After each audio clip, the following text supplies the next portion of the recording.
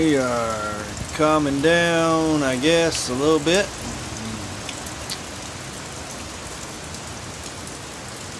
Tons of stuff to get up. Got some clear skies. Wind's still howling a little bit. It's almost 6 o'clock. We got light rain. Lots of wind.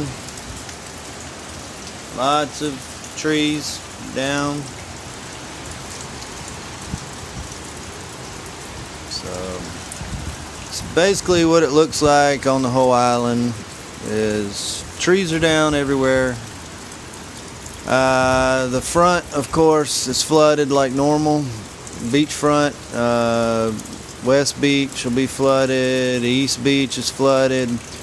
Pelican's flooded. If you look at my videos from earlier, you'll see the ocean was angry out there, so it's probably getting churned up right now. That great beach renourishment project we spent all the money on and got tore up. So, yep. The pier was still standing. That's a good thing. It wasn't a rebuilding anyway at Yopon.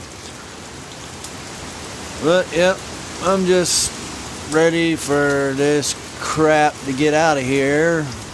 And then I get to start cleaning up before I go to work.